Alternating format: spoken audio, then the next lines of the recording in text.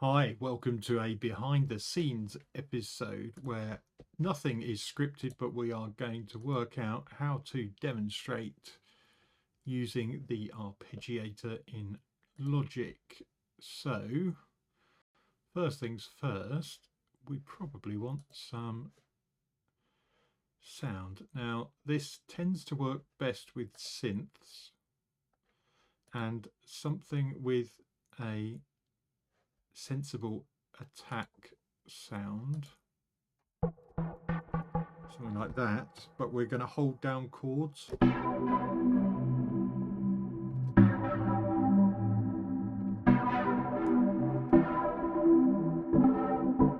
like that will do.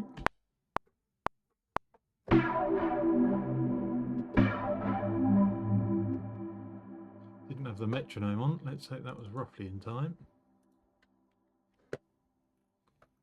No, those weren't.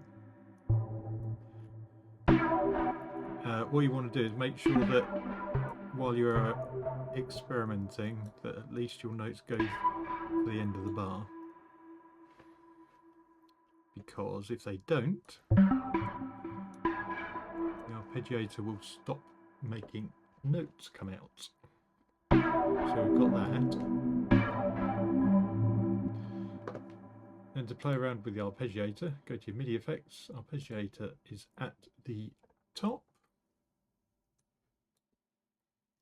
And out of the box, it does that. You can change the pattern around. And there are variations. This tends to change which notes are repeated.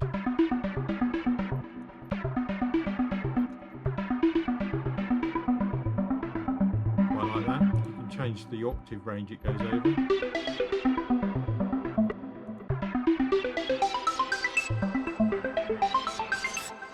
Getting into Stranger Things territory, isn't it? Ooh, that's an interesting idea. What if we change that to minor?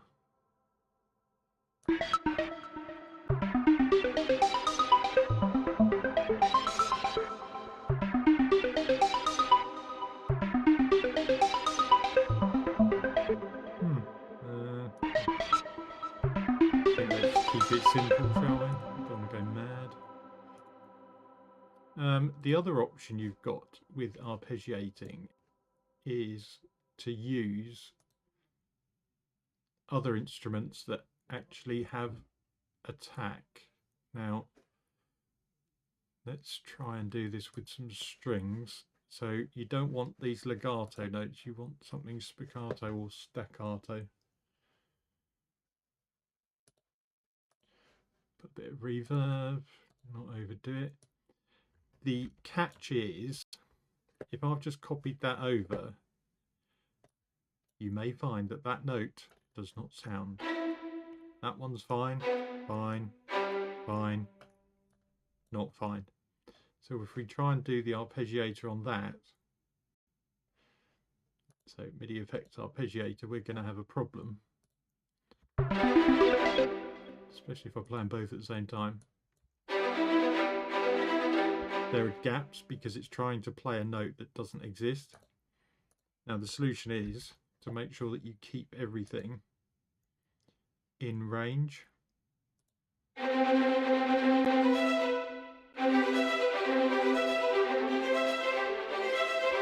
The other thing you can do when you look at is to change the note length. I mean, there's a limit to what you can do with samples because there is going to be some, well, that was my fault, wasn't it? Putting reverb on.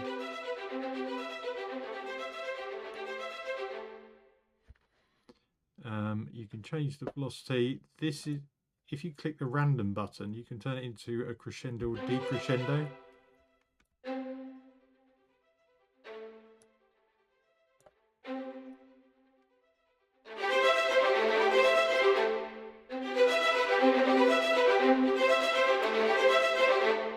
So that's something to play around with.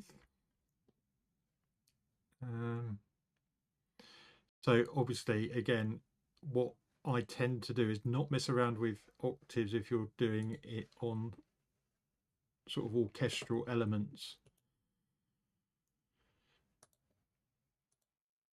because you will probably get the range wrong, or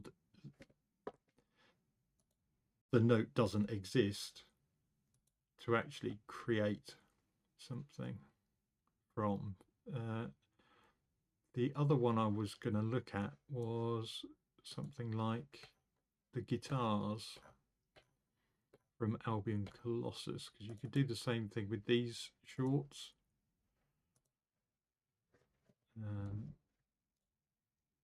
Don't think it's going to work quite as well with those notes though, but we can try it. So MIDI effect arpeggiator. Don't forget also, so I tend to ignore live and latch because that's more for live playing. What you can do down here is just play around with some of. A great thing to do is to literally do what I'm doing and play around with it, pick different instruments and come in and try these different app patterns. If you notice these group notes highlighted, it means it's going to try and, instead of doing the arpeggio, it's going to play all the notes at the same time as a block chord during the sequence. Doesn't always work.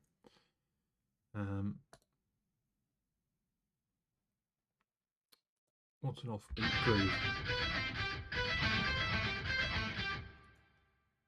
Could work.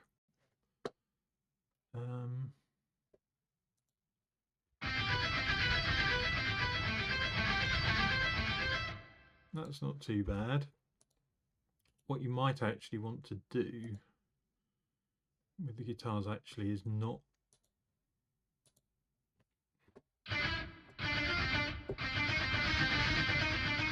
so what I'm doing there, instead of spreading out the notes over, what was I doing? So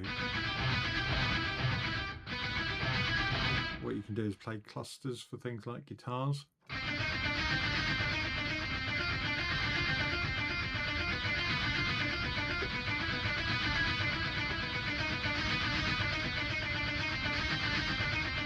That works really well. I can't really think of much else that I would put in. So what I will do is leave you with those thoughts. If you have any of your own, please leave them in the comments, because I haven't made next week's video yet, if that makes sense, if you're watching it now when it's released.